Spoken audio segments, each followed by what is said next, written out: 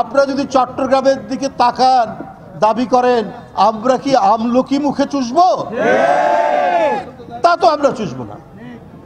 আপনি মমতা ব্যানার্জি, আপনাকে আমরা জানতাম ধর্মনিরপেক্ষ মানুষ, অসাম্প্রদায়িক মানুষ, মানবতাবাদী হয়, এইটা আপনারা জানতাম। কিন্তু আপনাদের অত্যন্ত গভীরে যে কট্টর হিন্দুত্ববাদী লুকিয়ে থাকে সেটা দেখলাম যখন আপনি বললেন যে বাংলাদেশে জাতিসংঘের শান্তিরক্ষী পাঠানো দরকার। কি কারণে আপনি শান্তিরক্ষী বাহিনী পাঠাবেন?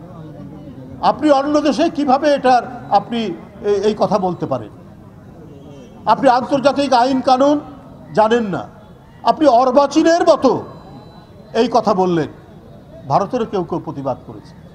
তারপরে আপনাদের মনের মধ্যে বাংলাদেশের প্রতি কোনো সম্ভ্রম নেই, কোনো বাংলাদেশের মর্যাদার প্রতি আপনাদের কোনো ধরনের আপনাদের যে সম্মান দেখানো সেটি নেই। আপনারা সবসময় মনে করেন যে বাংলাদেশ আপনাদের তাবেদার হয়ে থাকবে।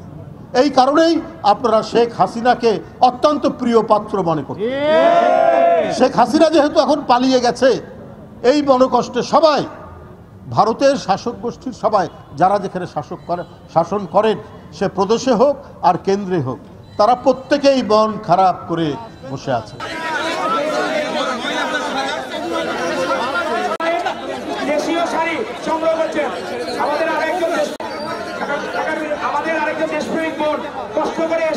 এখন ভাই আপনি সামনে আসেন, ধরেন।